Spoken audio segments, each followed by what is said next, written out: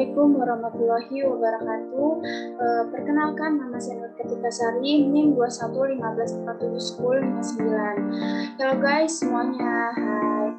Saya di sini akan menjelaskan psikologi perkembangan.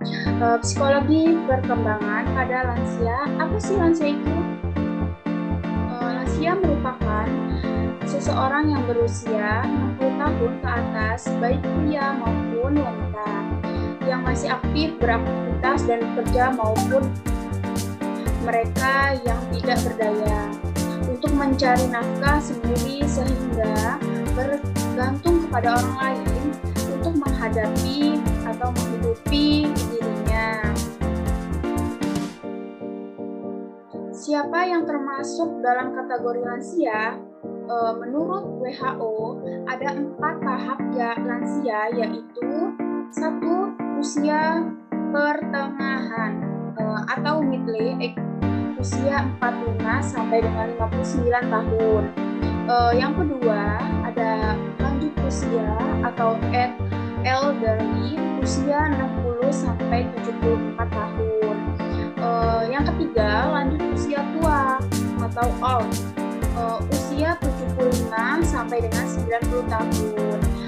Yang keempat ada usia sangat tua atau very old, usia kurang lebih dari 90 tahun. Bagaimana sih karakteristik lansia? Menurut Silaswati Sahar Gemalasari Berdosono 2020 sebagai berikut. 1. Usia semakin tua bereaksi lebih besar terhadap stres.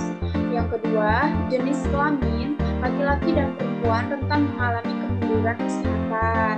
Yang ketiga, pendidikan rata-rata lansia tidak lulus sekolah dasar.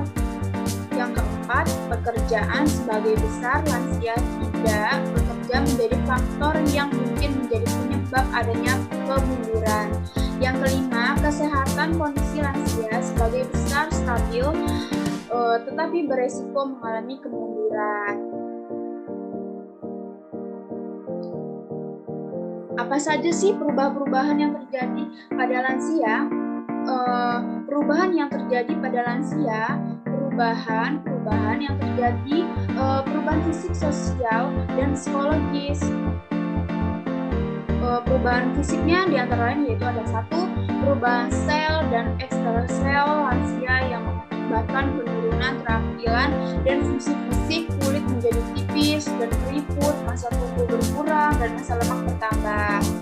Yang kedua, itu ada perubahan kardiovaskular pada katup jantung terjadi adanya penebalan dan kaku, terjadi penurunan kemampuan pemompa darah, elastisitas pembuluh darah menurun serta meningkatkannya resistensi pembuluh darah perifer sehingga tekanan darah meningkat. Yang ketiga yaitu ada perubahan fisik, perubahan sistem pernapasan, penurunan calibration, elastisitas, lalu otot-otot pernapasan kekuatannya menurun dan kaku, kemampuan jantung menurun dan terjadinya penumpukan pada korpus. Yang keempat ada perubahan inkontinent, kulit menjadi lebih tipis, keriput, serta kulit kepala dan rambut menipis. Rambut dalam hidung dan telinga menebal sama vaskularisasi, penurunan rambut memutih atau beruban. Kelenjar keringat menurun, kuku keras dan rapuh, serta kuku kaki tumbuh seperti tanduk.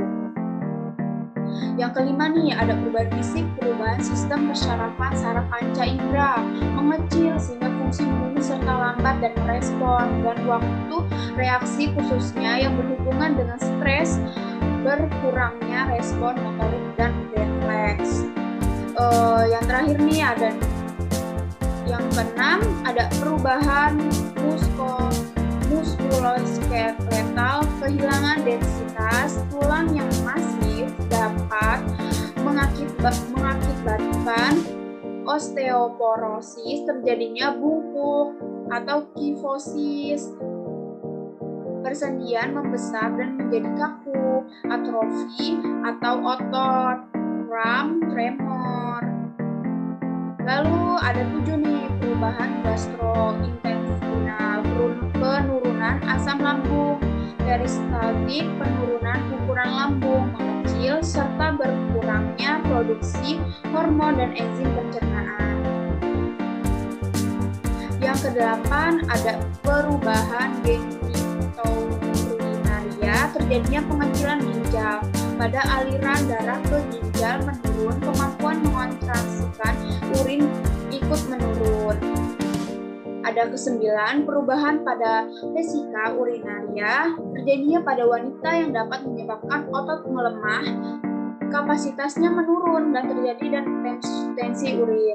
Yang ke-10 ada perubahan pada pendengaran, gangguan pendengaran dan tulang-tulang pendengaran mengalami kekakuan.